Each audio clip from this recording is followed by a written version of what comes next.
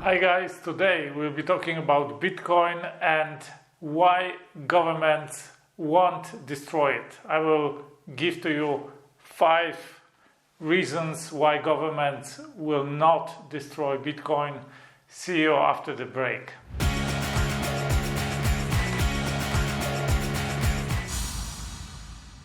Why governments will not destroy Bitcoin. Today I will give you 5 reasons why it will not happen. And the first reason is Bitcoin consumes such a tremendous amount of energy. It would be a great effort for every government to make it happen. There are only a handful of governments who could sum up this amount of energy, because the energy consumption of Bitcoin is greater than that of Finland already and that of Switzerland, for example. So there are not that many countries that consume more energy than Bitcoin consumes, and they would need to provide this amount of energy for some time in order to disrupt the Bitcoin network if they would like to attack Bitcoin with 51% attack. And that means enormous amount of money and now enormous amount of energy, and also they would need an enormous amount of equipment. Bitcoin computational power is greater than 500 times the computational power of all Google computers, and Google is the greatest fintech in history in the world.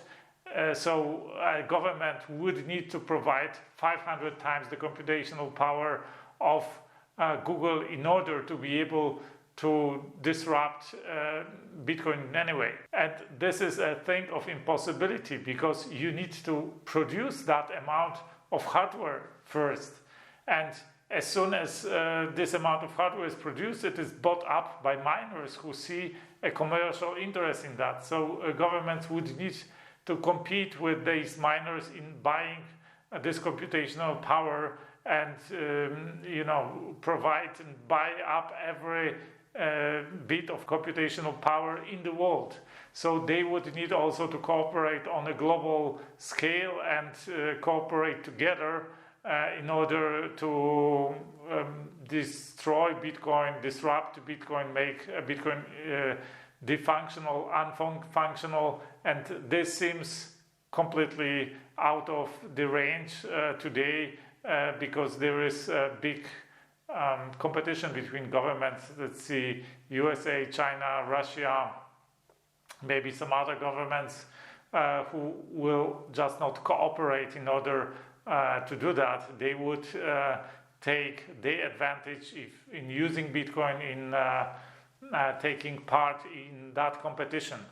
So this was the first reason. The other reason is that some of government members, among the government members, among different officials in the government, in the administration of different countries, they are Bitcoin holders already, and they hold some amounts of money, greater or lesser amounts of money. So there will be resistance or even a pushback from within these organizations. These people will make it difficult for the other government officials to issue any restrictions to strangle Bitcoin. They will oppose any pushback against Bitcoin. The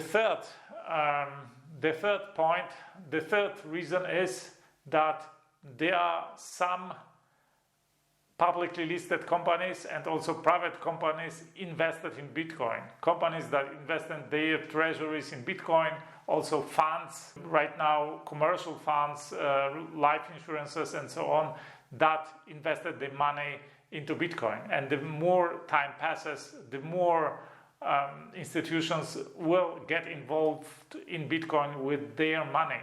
So the later the governments will try to push back, the more difficult it will get for them actually to push back, because they would need to destroy a big chunk of the economy in order to destroy Bitcoin.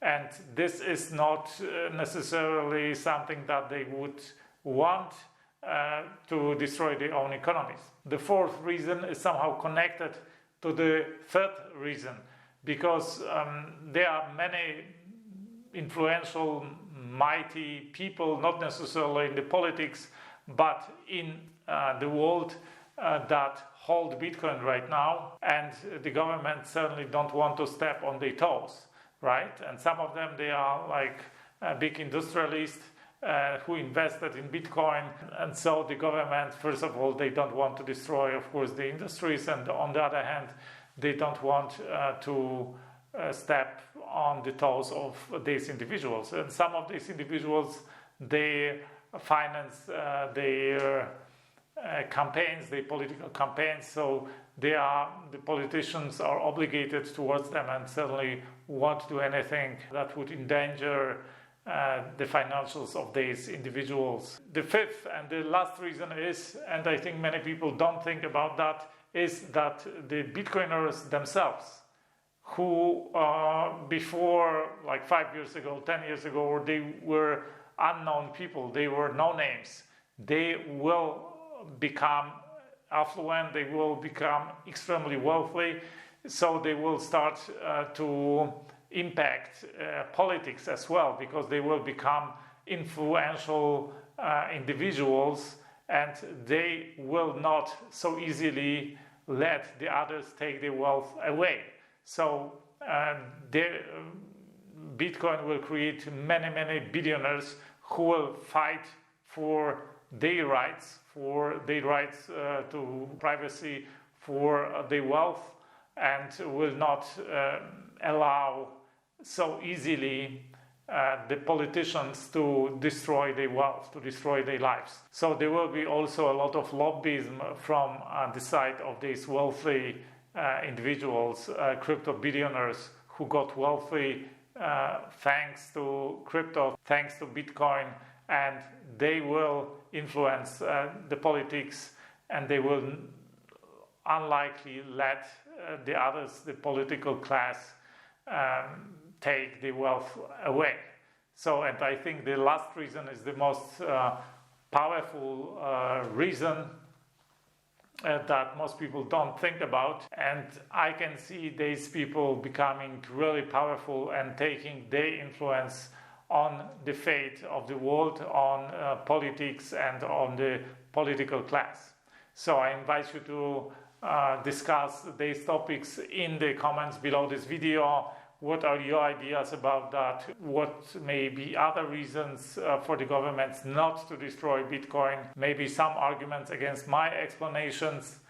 So let's discuss that in the comments below. If you like this video, give me a thumb up. If not, of course, thumb down.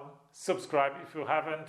And subscribe to the newsletter if you don't want to miss my videos that I publish on a regular basis. Share this video with your loved ones, with your friends. One day they will thank you for that.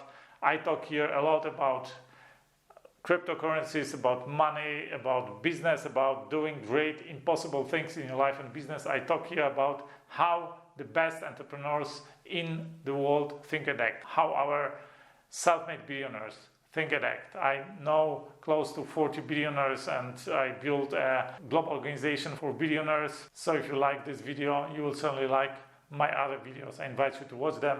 That's it for today. I wish you a fantastic day. Let's do something extraordinary today.